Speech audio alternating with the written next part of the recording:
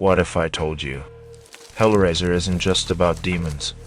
It's about human obsession and the darkest parts of your soul.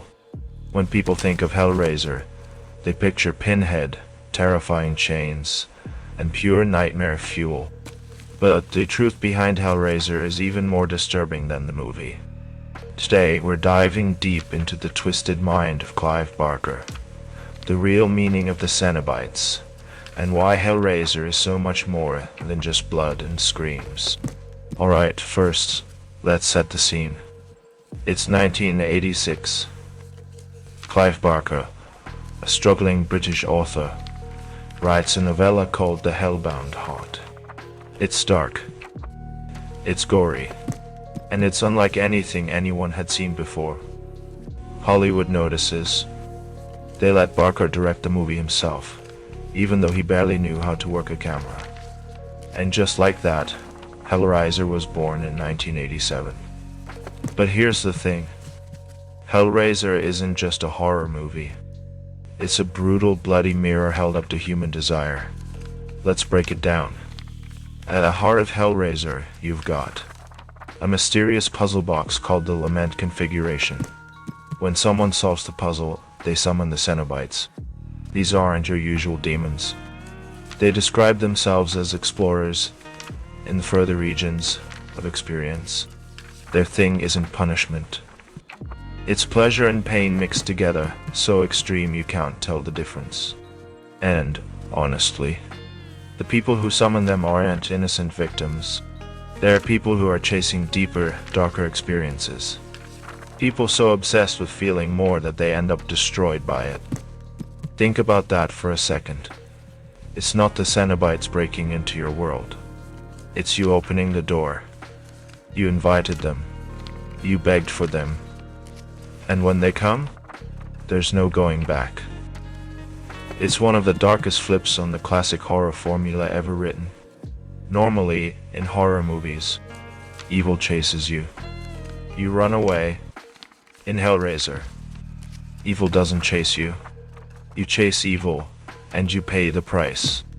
That's what makes Hellraiser so different, and so unforgettable. But here's the big question.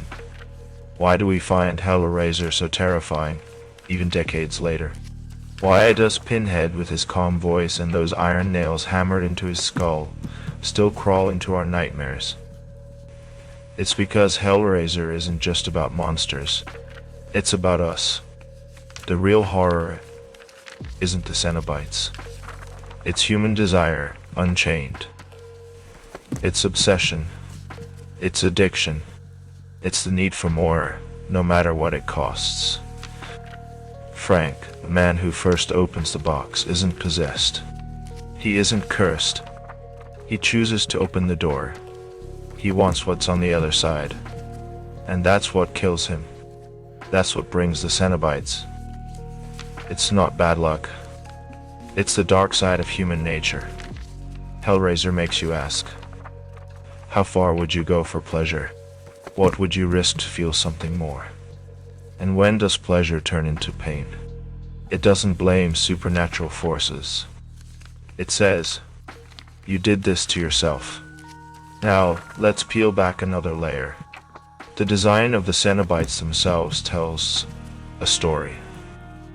Clive Barker said he was inspired by punk fashion, cinem culture, underground bondage clubs in 1980s London and New York ghetto.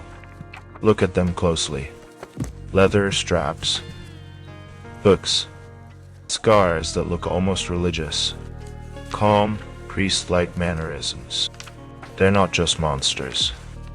They're the ultimate mixture of pain and pleasure, sacred and profane, life and death. Barker wanted them to feel otherworldly, not from hell, not from heaven, but somewhere beyond human understanding. And man, he nailed it, especially with Pinhead. Originally, Barker just called him Lead Cenobite. Fans gave him the nickname Pinhead, and it stuck. Doug Bradley, the actor who played Pinhead, delivered his lines like a priest.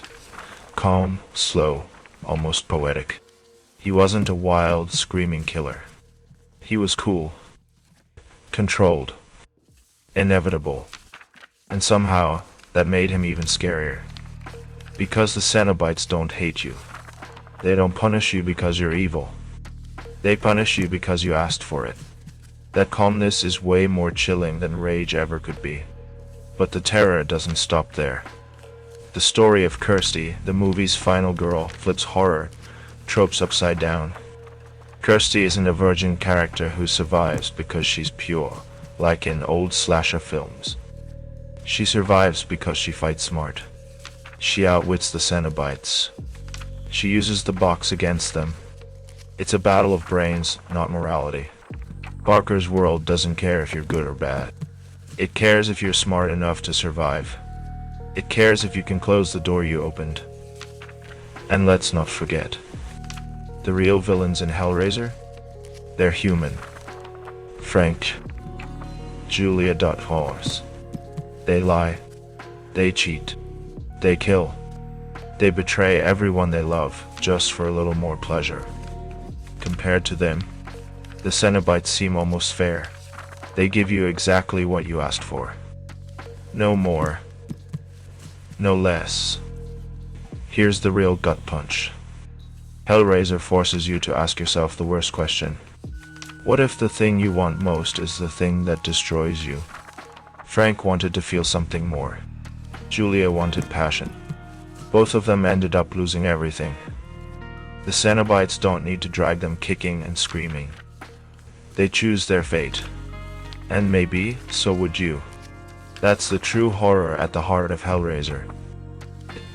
It's not about demons torturing good people. It's about regular people torturing themselves because they can't stop chasing more. No haunted house. No cursed videotape. No masked killer. Just human beings opening doors they should have left closed. Hellraiser isn't just blood, guts, and chains. It's a brutal look at what happens when desire spins out of control. It's about people so hungry for more that they rip their own lives apart. It's about the price of obsession, and the pain we invite in when we can't say enough is enough. It's about the monster inside us, not the monster outside. And that's why, after all these years, Pinhead still terrifies us. Because deep down, we know the scariest thing in the world isn't the Cenobites. It's the part of us that would open that box, with shaking hands, with a hungry smile, praying that whatever comes out will finally make us feel alive. Unlock more chilling secrets. Click the next video before the chains find you.